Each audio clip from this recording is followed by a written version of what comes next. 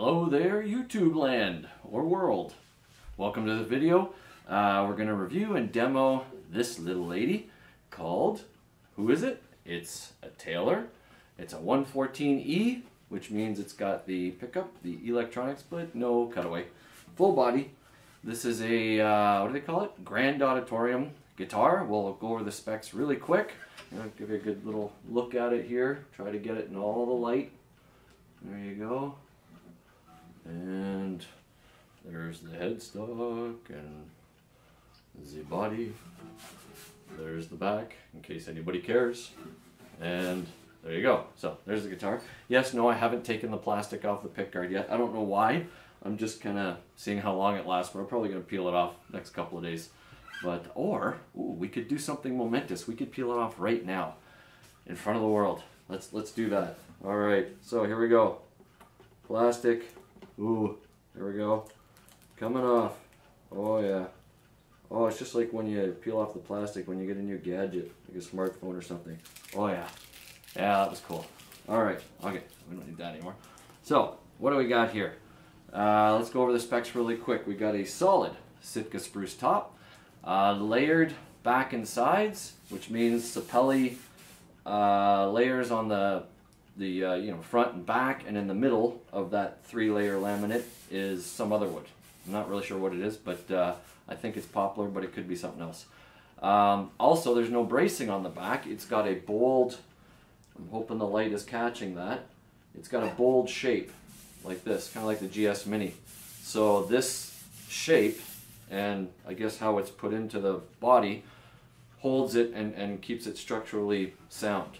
Also gives it some nice in the sound. So there's no bracing on the back, but there is forward shifted X bracing scalloped on the soundboard. And pardon my watch. We've got an ebony bridge and fretboard. Don't know what the pins are made out of. Looks like plastic, but I'm not 100% sure. We've got a Tusk compensated saddle and a new bone nut. I don't know what new bone is, so sorry. It's got a rosewood headstock plate, enclosed chrome die-cast tuners. What do they call them? Yeah, die-cast chrome tuners, and the scale length is 25.5 inches, so full scale neck. The neck itself is made out of either mahogany or sapelli. I wasn't able to confirm one or the other, but I do know it's either mahogany or sapelli. And we've got, oh yeah, binding on both sides, black, I guess plastic binding. The pickup is the Taylor Expression 2 system with a volume, treble, and bass. And inside it's got a phase switch and a power indicator light. Also, the Expression 2 system, something kind of interesting. I did plug this in and try it out because I was curious when I read it. I didn't know this until after I bought it. The pickup, or the transducers, or yeah, the pickups, they're not underneath the saddle, they're behind it. There's a pickup for these 2 strings, for the 2 middle strings, and the 2 high strings. 3 separate transducers. And I don't know, you won't be able to see it with my crappy camera, but just in case the light does show it, there's tiny little Allen key screws here, here, and here, which adjust the tension of the, oh, hold on, I just noticed something there. Let me fix that. Okay, that's fixed. I mean, you can't have a guitar review without a fireplace. I mean, come on. So anyways, where was I? Right here. So these Allen key screws, they actually push the transducers to the back side of the saddle, this way. So Taylor says that, you know, it's their patented proprietary thing, and I plugged it in and I tried it. It sounds amazing. I don't know if it would sound different if they were underneath, because I haven't had an a system from Taylor with the underneath the saddle thing, so I don't really know what to compare it to. All I can compare it to is my Seagull's, the Godin system, and it's, I'd say, tit for tat. They're both amazing. This one actually sounds really good. Through my amp, I was kind of impressed. It was powerful, and anyways, all that to say, it works, and it works well. So, am I forgetting anything? Yeah, it's got 2 strap pins, one here, right there, one there, so it's gig ready. The battery also goes in underneath here, and you plug it in there. And, oh yeah, I'll show you. 1 second, we'll pause again. And we're back. And it also comes with this nice Taylor gig bag. It's not as thick as the gig bags that come with the higher end guitars, but it is padded and fairly thick. It's form-fitting, so it fits the guitar like literally like a glove. And the best thing I like is the pocket actually fits a binder. So if you're like me and you have a song binder for all your songs, fits in here nicely, and a pretty thick binder fits in there as well. My other gig bags, the binder doesn't quite fit in there, which is very annoying.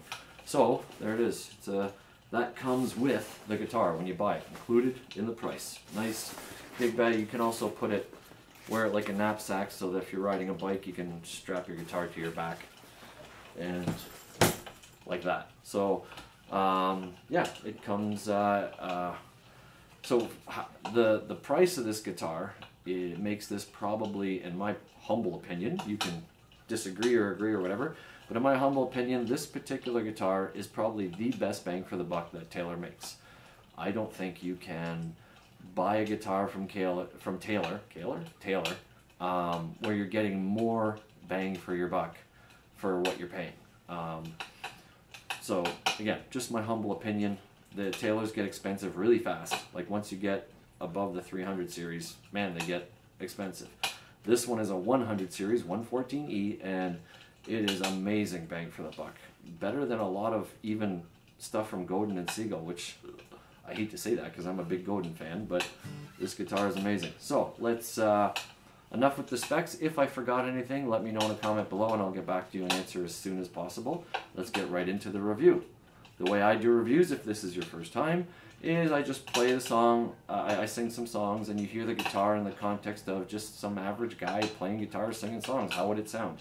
And then I'll do a few things that are just instrumental so you can hear the guitar by itself. Okay, so let's try it.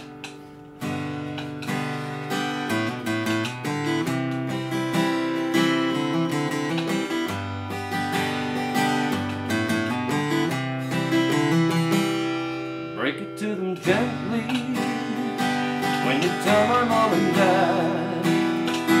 When you see my baby sister, be as kind as you can. Break it to my grandma, set that porch wild and bad. Break it to them gently when you tell them that I won't be coming home again. Now if you have seen some of my other guitar reviews, you might notice, again, I don't know how it's picking up on the mic here, but this guitar is loud. So if this guitar sounds a lot louder and my voice sounds a lot quieter than usual, it's just because this guitar has a lot of volume. It's an amazing guitar. Anyways, a little bit of country.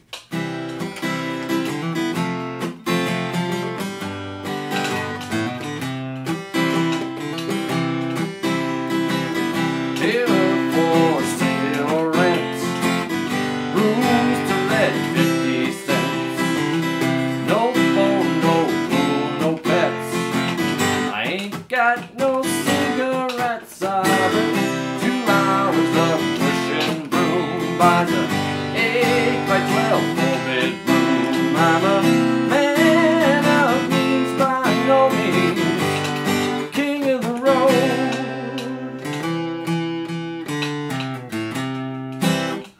There we go. Okay, let's try a little bit of rock and roll chords. 3 chords, that's all you really need for a song, right? Take those old records off the shelf. I sit and listen to them by myself. Today's music ain't got the same soul. I like that old time rock and roll.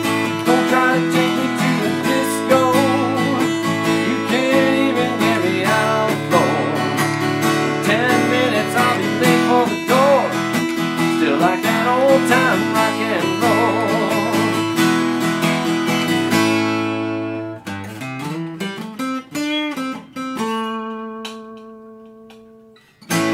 Alright, let's try a little bit of maritime folk music.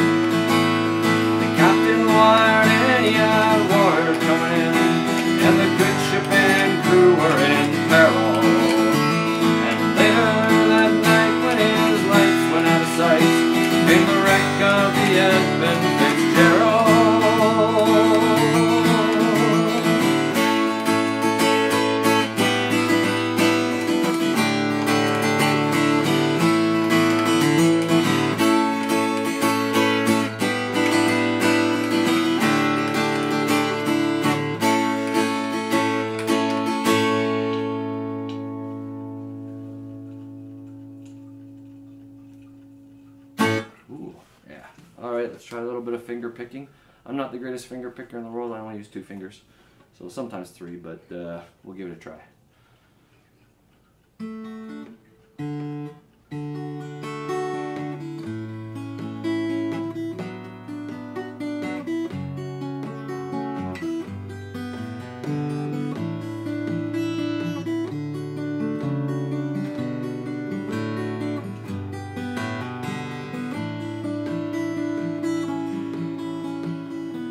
This old guitar taught me to sing a love song.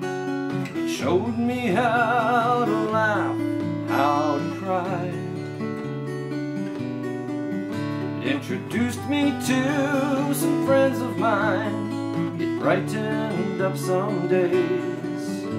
It helped me make it through some lonely nights. To have on a cold and lonely night.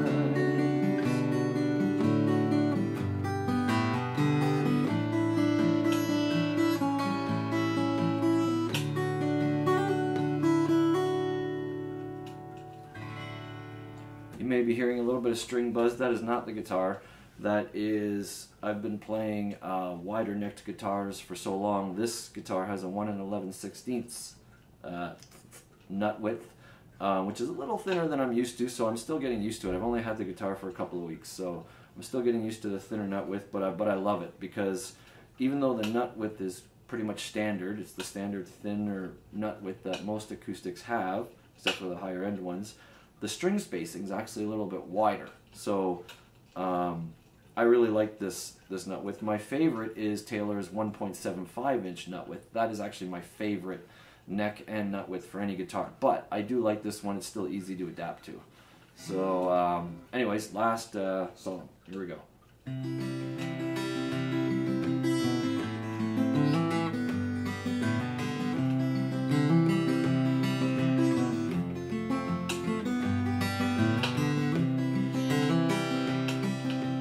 Something's going wrong with the singer and the song, and the music isn't gentle anymore. There's a mist across the moon, and the sun's too hot at noon, and the house is dark behind the broken door. And will the grass be gone from underneath the sky? Will the golden flower wither soon and die? Will the fire burn out the land, and the sea fill up with sand? Will the last word ever spoken be? Why? Will the last word ever spoken be? Why? Will the last word ever spoken be? Why?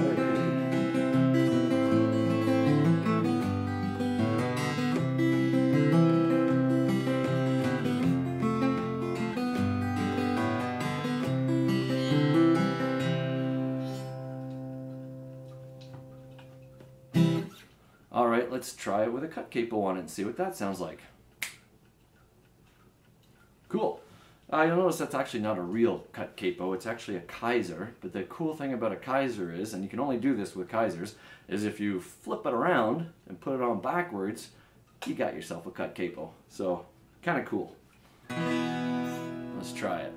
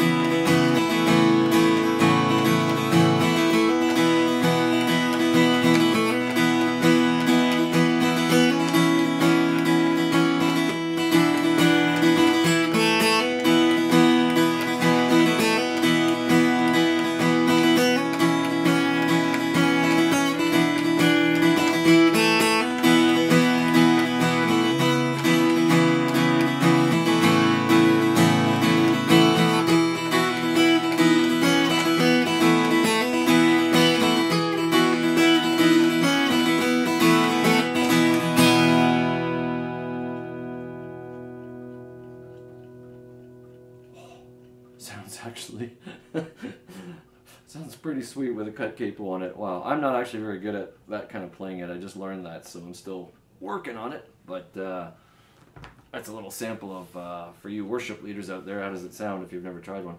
All right, let's try some typical G.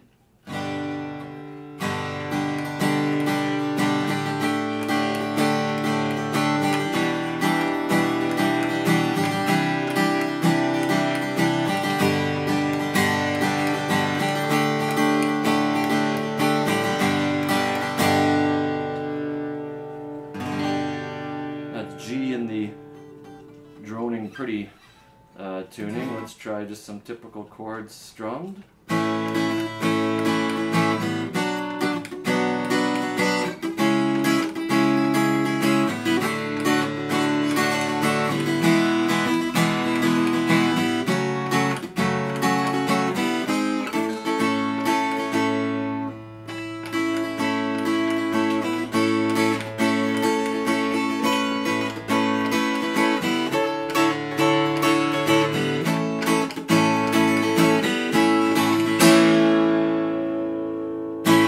Sloppy playing there.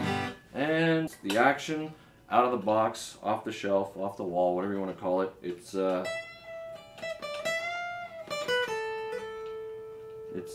really nice. It's low.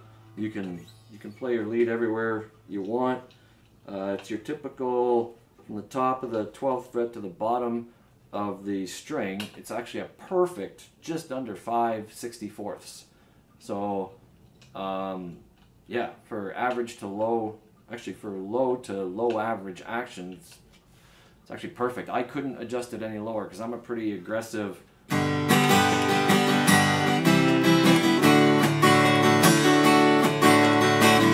That's the way I like to strum. And as you can tell, especially when I'm on a D or something down here, well, it's hard to do it when you're thinking about it, but a lot of the times when I'm strumming, you'll hear the strings buzz a little. I don't mind if they buzz a little, as it's kind of, I like the effect, and it kind of accentuates the fact that I'm hammering the thing. But overall, if I were to lower the action even just like a 1/64th, that would be a 128th or something. A 1/64th lower, I think I'd be buzzing this thing out all the time. So the action is perfect right out of the box, off the shelf. Anyways, that's the guitar. We'll leave it up to you to decide if this is the guitar for you, but the main reason I do these things is for people who order online or something and can't play a guitar or try a guitar before they buy it. Hopefully, if that's your situation and you're watching this video, then this has helped you at least a little bit, hopefully. And so there's the demo and the review, and like I said, to make it really a review, you've got to throw out an opinion out there. So my opinion is, like I said earlier, best bang for your buck that you could probably buy. I love this thing. The value for what you pay, I mean, you get the padded gig bag, and just the quality and the sound of this guitar for what you pay is just off the charts, like unbelievable. I have to actually say something and admit something. I used to be a Taylor hater. I don't know when that happened or how it happened, but anyways, for some reason I became a Taylor hater. I was a big Martin guy, and I loved Godin, like Seagulls and Simon and Patrick, and I don't know why I became a Taylor hater, but thank God that I try and keep the ability to have an open mind. And about a half a year ago, I started trying Taylors again and just fell in love with them and started scratching my head thinking, why did I hate these things again? I have no idea why that ever happened. So I'm completely turned around, 180 degrees, converted, call it, yeah, Damascus experience on the road to Taylor. And I am now a Taylor lover. I love their guitars. I don't love their prices. I mean, anything above the 300 series is more than I could ever probably reconcile in my brain for spending on a guitar. But up to their 300 series, oh, I mean, they're just all just amazing. I become a Taylor fan. I love this guitar, and that's my opinion and my review of this guitar. This guitar, when I was shopping around for the spot this guitar eventually got, I was trying all kinds of stuff, and I couldn't believe how much I kept, how just Taylor just kept beating everything out and actually won. So yeah, there's my opinion. That's my review on the guitar. Best bang for your buck. I think if you buy a Taylor 114, 114E, or 114CE, and especially if you're like me, you're kind of budget minded, then you will not regret picking one of these up. It'll become your favorite guitar probably very quickly. So thanks for watching. Hope it helped. And as always, have a great evening. God bless.